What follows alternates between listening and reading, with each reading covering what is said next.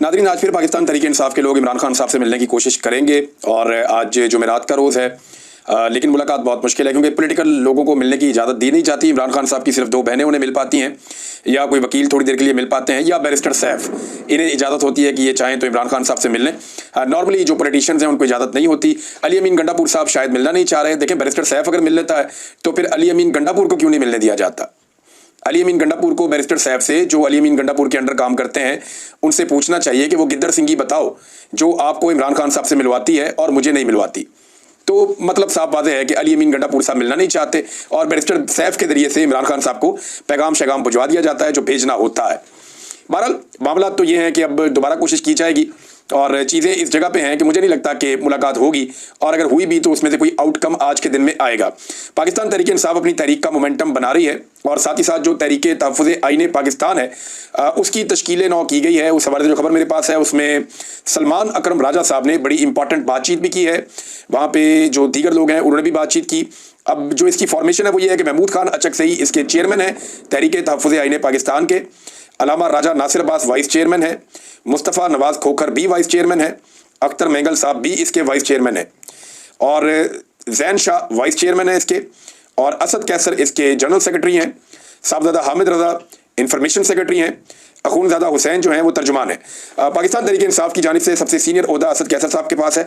आजकल वो पाकिस्तान में नहीं है, वो बरतानिया में है, और जब वो पाकिस्तान वापस जाएंगे तो वो अपनी जिम्मेदारियां संभाल लेंगे। तो यहाँ पे जो रिस्पॉन्सिबिलिटी थी इन चीज़ों को बताने की वो पाकिस्तान तहरीक इंसाफ के सेक्रेटरी जनरल जो हैं वो सलमान अकरम राजा साहब ने अदा की। सलमान अकरम राजा साहब ने कहा कि कहा जाता है कि पाकिस्तान की तारीख ऐसे ही हमेशा इलेक्शन लूटे जाते रहे तारीख में भी, लिहाजा आप भी चुप हो जाओ, मगर हम खामोश नहीं होंगे, ना हमने होना है।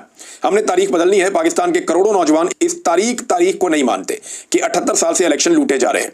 ये मुल्क शुगर माफिया, सीमेंट माफिया के लिए काम कर रहा है। आज का नौजवान जानता है कि मुल्क के साथ क्या हो रहा है। चीनी को देखें, कल सस्ती बरामद की गई और आज महंगी दरामद की जा रही है, यानी सस्ती बाहर बेची गई और आज महंगी वापस मंगवाई जा रही है। पेट्रोल की आलमी कीमतें देखें, पाकिस्तान और आलमी सतह पर 15 रुपए का फर्क है। ये किसको फायदा पहुंचाया जा रहा है? इसका फायदा इसी को होता है जो जमहूरियत नहीं चाहता। वैसे मैं हैरान होता हूँ सलमान अकरम राजा साहब की इंफॉर्मेशन पे भी कि आलमी सतह पर पाकिस्तान का 15 रुपए का फर्क है। उन्होंने सिर्फ ये बताया, उन्होंने ये नहीं बताया कि इमरान खान के दौर में जब $100 से भी ऊपर का बैरल था, $125 तक का गया, तब पेट्रोल कितने का था और आज आलमी मंडी में कितने का है और पाकिस्तान में कितने का है। मेरे ख्याल में डाटा को सिंप्लीफाई करना चाहिए आम लोगों के लिए। अगर आप इस तरह देखें तो इमरान खान के दौर में पेट्रोल की कीमत आज के दौर से आधी से भी कम थी, आज के दौर में आधी से भी कम थी। यानी जितने का पेट्रोल आज शहबाज शरीफ खरीद रहे हैं, अगर इतने का पेट्रोल इमरान खान खरीदते तो पेट्रोल 100 रुपए लीटर होता। लेकिन इमरान खान ने पेट्रोल खरीदा बहुत महंगा, बेचा बहुत सस्ता। आज के दौर में पेट्रोल खरीदा बहुत सस्ता जा रहा है, बेचा बहुत महंगा जा रहा है। यानी इमरान खान के दौर में जो पेट्रोल की कीमत थी, अगर उसकी जगह पे आज वाली पेट्रोल की कीमत होती तो उस दौर में पेट्रोल की कीमत क्या होती? 100 रुपए लीटर उस हिसाब से। लेकिन मेरे ख्याल में आम आदमी को समझाने के लिए ये एक सिंपल तरीका मैंने आपके सामने रख दिया नाज़रीन।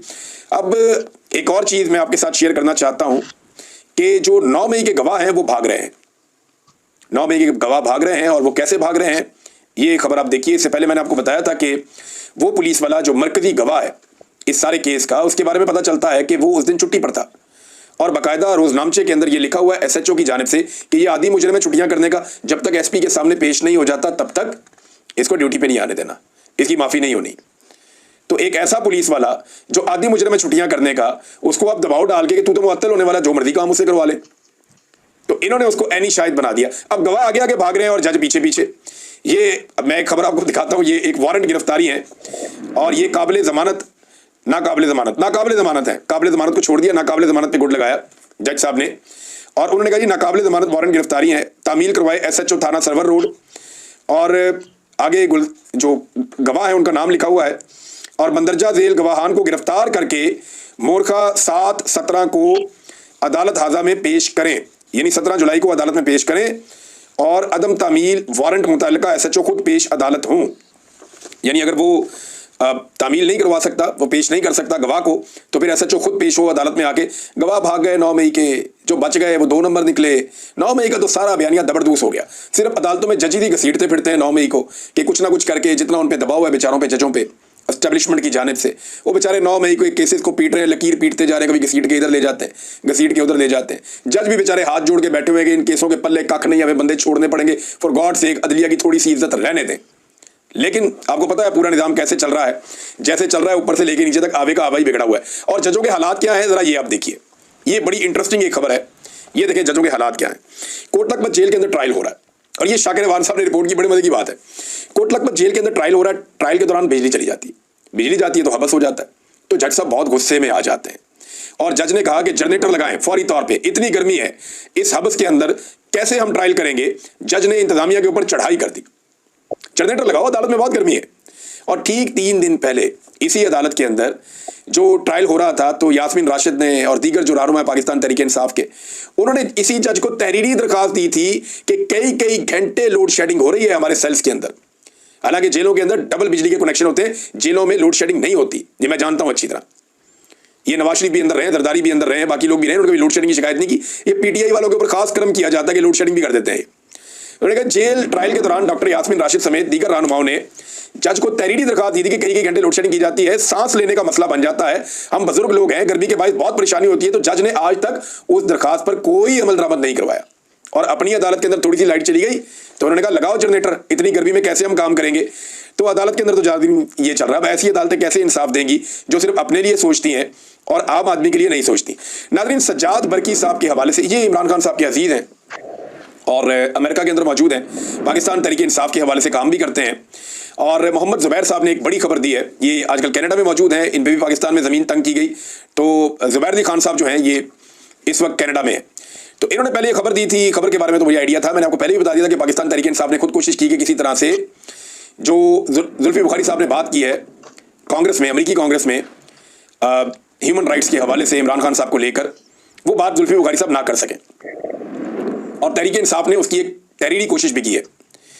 जो पैगाम चला वो इमरान खान साहब के घर से चला, इमरान खान साहब की बहनों की तरफ से, और अमल दरामद किया सज्जाद बरकी साहब ने मुबैना तौर पे। लेकिन इसमें जो अब उन्होंने एक लेटर लिखा कांग्रेस को, इसमें जुबैर अली खान साहब ने उसका तर्जुमा छाप दिया। अब तर्जुमा क्या कह रहा है, जो ईमेल की सज्जाद बरकी ने, वो ईमेल क्या कहती है, नुमाइंदा क्रिस स्मिथ, नुमाइंदा जेम्स पी मैक गॉवरन और मार्क मेलुसिच, बल्कि इन सबके नाम लेके आगे वो लिखते हैं, मोहतरम हजरात, मैं आपको पाकिस्तान में जारी सियासी जबर के मौजू पर 15 जून को होने वाली टॉम लेंटोस ह्यूमन राइट्स कमीशन की समाअत के हवाले से खत लिख रहा हूँ। अमेरिका में कायम पाकिस्तान तहरीक इंसाफ के ऑफिस ऑफ इंटरनेशनल चैप्टर्स का सेक्रेटरी जनरल होने के नाते मुझे हमारे कैद चेयरमैन इमरान खान के अहले खाना की जानिब से रब्ता किया गया है, जिन्होंने उनकी इस समाअत में नुमाइंदगी के हवाले से शदीद तहफ़्फ़ुज़ात का इजहार किया है। खानदान ने मुझसे गुजारिश की है कि मैं आपको वाज़ेह तौर पर आगाह करूं कि सिर्फ उनके बेटे सलमान खान और कासिम खान को चेयरमैन इमरान खान की नुमाइंदगी का इख्तियार हासिल है। खानदान इमरान खान की जानिब से बात करने का किसी और को मजाज नहीं समझता। सलमान खान और कासिम खान जो बरतानवी शहरी हैं और बरतानिया में मुकीम हैं, अगले हफ्ते अमेरिका का दौरा करेंगे ताकि पाकिस्तान में जारी सियासी जबर और अपने वालिद साबिक वज़ीर-ए-आज़म पाकिस्तान इमरान खान की गैर मुनसिफाना और मुसलसल कैद के बारे में बात कर सकें। वो टॉम लेंटोस कमीशन के मेंबरान से मुलाकात के लिए बखुशी तैयार हैं ताकि चेयरमैन इमरान खान की मौजूदा सूरत हाल और पाकिस्तान के मौजूदा सियासी फौजी निज़ाम के मज़ालिम पर रोशनी डाल सकें। मैं इस मामले में आपकी तवज्जो और गौर का मुंतज़िर हूँ। नेक तमन्नाओं के साथ Sajjad Barki, secretary Pakistan Tehreek Insaf OIC office of international chapters. अब मामला यह है कि आप नहीं चाहते थे कि जुल्फी बुखारी वहां पे जाएं और जाकर के इमरान खान साहब की या पाकिस्तान तहरीक इंसाफ की या ह्यूमन राइट्स के हवाले से वहां एक नुमाइंदगी करें, तो आप जुल्फी बुखारी को मना कर लेते। आपको उन्हें लेटर लिखने की क्या जरूरत थी। वैसे ये बड़ी अजीब बात है, यानी एहतजाज करना हो तो पाकिस्तान तहरीक इंसाफ के लोग करेंगे, जिस जगह पे भी निकलना हो तो इन लोगों ने तो बड़ी कुर्बानियां दी हुई हैं। जुल्फी बुखारी तो पाकिस्तान वापस भी नहीं आ सकता, सब जानते हैं।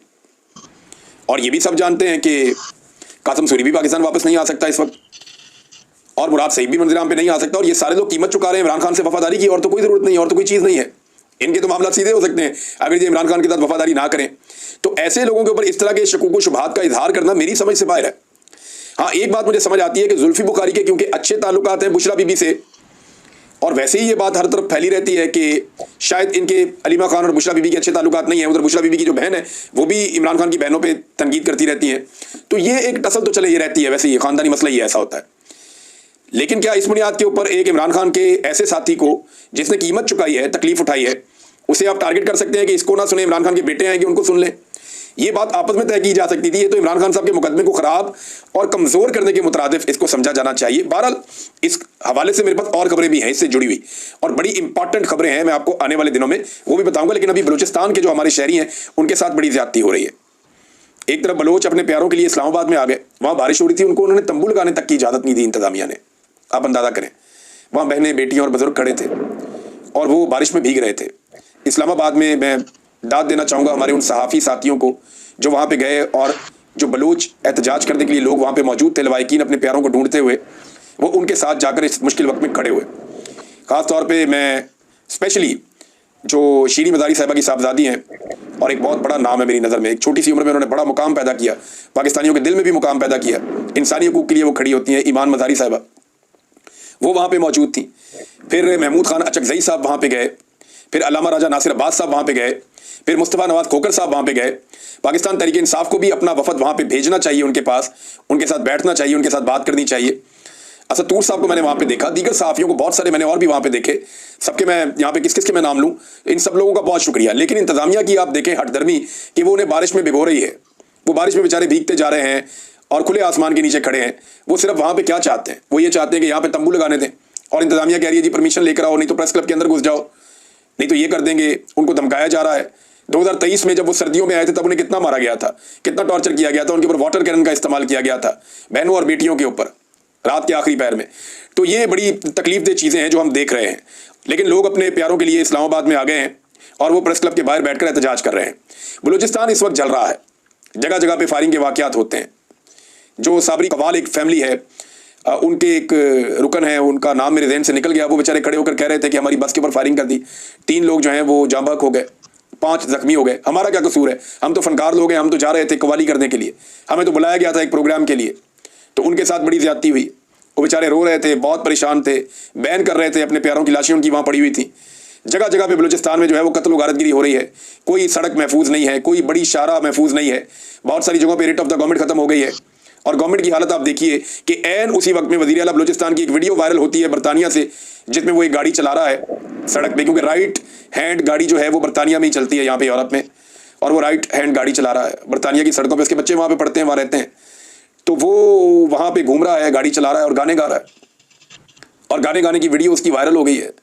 उसने बलूची के अंदर जो है वो म्यूज़िक लगाया हुआ है, साथ साथ गुनगुना रहा है, साथ साथ जा रहा है, वहाँ उनका मकामी म्यूज़िक है।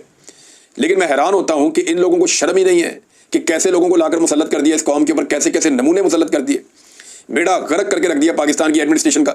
हमने ये तो सुना था कि लाहौर डूब जाता है, ये नहीं सुना था कि चकवाल भी डूब जाता है, मंडी बहाउद्दीन भी डूब जाता है, और अपर पंजाब के जो शहर हैं वो भी डूबना शुरू हो गए हैं। उधर चकवाल के अंदर गाड़ियों के डूबने के, पूरी पूरी गाड़ियाँ डूबने के मनाज़िर आ रहे हैं, लोग डूबी हुई गाड़ियाँ पानी में से निकालने की कोशिश कर रहे हैं। ये भी हमने आज के दिन में देखा है। इंतहाई अफसोसनाक सूरत हाल है नादरीन पाकिस्तान में। बुशरा बीबी के हवाले से खबर मेरे पास आई नादरीन के, उनके एक भाभी और एक बेटी उनसे मिलने के लिए गई थी। जब इमरान खान की उनकी बहनों से मुलाकात करवाई गई थी तो उन्होंने कहा जी एक की मुलाकात हम करवाएंगे और एक की नहीं करवाएंगे।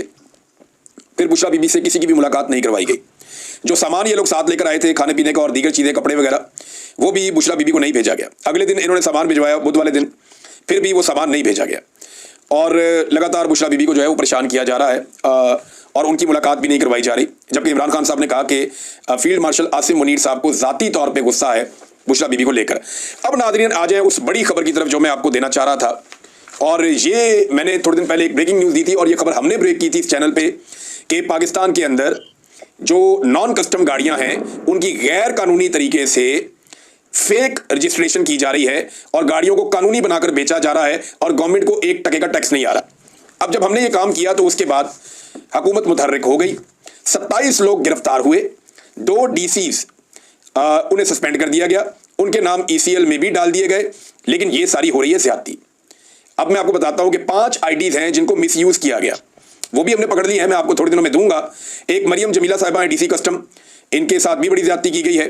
तो मैं आपको ये बताता हूं, और कस्टम वाले जो लोग वहां कस्टम के महकमे में काम करते हैं, जरा होशियार हो जाएं, कान खड़े कर लें, और आप ज़हनी तौर पर तैयार रहें कि आपके साथ कुछ भी हो सकता है।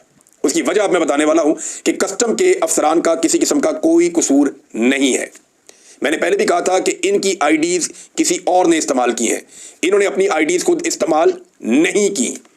ये जो अफसरान जिनको अब पकड़ा जा रहा है या जिनके ऊपर शिकंजा कसा जा रहा है, इन्होंने ये 2 नंबरी की नहीं। आप मुझे बताएं कि एक सरकारी ऑफिसर जो सीएसएस करके आता है या मुकाबले का इम्तिहान देकर आता है, वो कोई पागल होगा जो अपनी आईडी से, अपने पासवर्ड से अपनी आईडी खोलेगा और उसके अंदर से एक फेक एंट्री कर देगा और चंद लाख के लिए, चंद लाख की रिश्वत मिलेगी ना।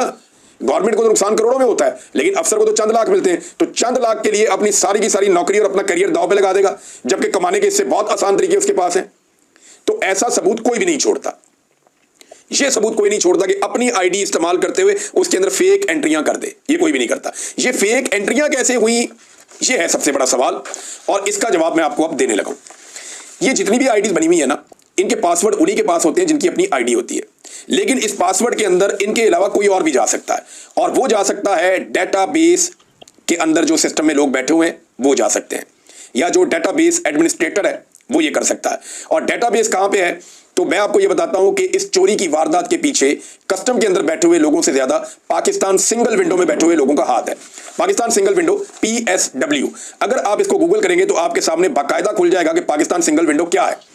और ये खुद बताता है कि पाकिस्तान सिंगल विंडो एक मरबूत डिजिटल प्लेटफॉर्म है जो तिजारत में शामिल फ्रीकैन को मियारी मालूमात और दस्तावेजात को सिंगल एंट्री पॉइंट के साथ दाखिल करने की इजाजत देता है, ताकि तमाम दरामदात जो चीजें पाकिस्तान में मंगाई जाए या बरामदात या पाकिस्तान से बाहर भेजी जाए, और ट्रांजिट से मुतालिक या जो चीजें पाकिस्तान के गुजर के दूसरे मुल्कों में जाती हैं, कोई जो रेगुलेटरी जरूरियात है उनको पूरा किया जा सके। यानी ये पाकिस्तान सिंगल विंडो वो है जो तजारत के मामलात को रेगुलेट करता है, और इसके पास सारा डेटाबेस मौजूद है, और इसके पास एक्सेस है कस्टम के डेटाबेस तक भी और इन तमाम आईडीज तक भी।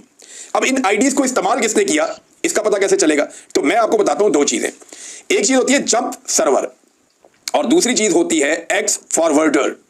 ये 2 चीजें आपको इंफॉर्मेशन दे देती है। ये मैंने आपको जो 2 चीजें बताई ना, ये कंप्यूटर की लैंग्वेज है। जब आप इन 2 चीजों को देखते हैं तो आपको पता चल जाता है कि इस बंदे की आईडी किस बंदे ने इस्तेमाल की है। तो अब मैं आपको ये बताता हूं कि आज से चंद महीने पहले ये जो सिस्टम है इसके ऊपर से जंप सर्वर हटवा दिए गए थे, और डेटाबेस एडमिनिस्ट्रेटर जब कोई भी काम करता है तो वो उसकी एक्टिविटी को नोट करता है। ये जंप सर्वर, इसको हटवा दिया गया था और लॉग को भी रिकॉर्ड करता है। लिहाजा जंप सर्वर हटवा दिए गए थे आज से चंद माह पहले, ताकि पता ही ना चले कि कौन सा बाहर का बंदा इस सिस्टम में दाखिल हुआ है, नंबर 1। नंबर 2, एक्स फॉरवर्डर भी हटा दिए गए थे, एप्लीकेशन से रिमूव करवा दिया गया था एक्स फॉरवर्डर्स को, ताकि पब्लिक आईपी जो है सिस्टम के अंदर ना आए, पता ही ना चले कि किस जगह से किसने काम डाला है। अब सिर्फ ये चेक कर लें ये 2 चीजें किसने हटवाई थी, ये जंप सर्वर किसने हटवाए थे और एक्स फॉरवर्डर एप्लीकेशन से रिमूव किसने करवाए थे, ये पता करवा लें। मैं आपको कुछ नाम देता हूं, इन नामों को आप चेक करेंगे तो आपको सारा कुछ ही मिल जाएगा। इसके अंदर एक नाम है इमरान मोहम्मद का, ये कस्टम का सबसे लंबे अरसे तक, लंबे टन्योर तक रहने वाला डीजी है। इनके दौर में 4 बड़े स्कैंडल आ चुके हैं, इनको चेक करवा लें आप। ये डीजी कस्टम रिफॉर्म्स है, 21वां ग्रेड है इनका। इनको पूछे बिठाकर ये आपको सारी कहानी सुनाएंगे कि 2 नंबरी हुई क्या है और किसने की है और ये कहां पे रिस्पॉन्सिबल है। अच्छा, दूसरा बंदा है जी आफ्ताब हैदर, ये 18 लाख रुपए तनख्वाह लेते हैं, ये पाकिस्तान सिंगल विंडो के CEO हैं।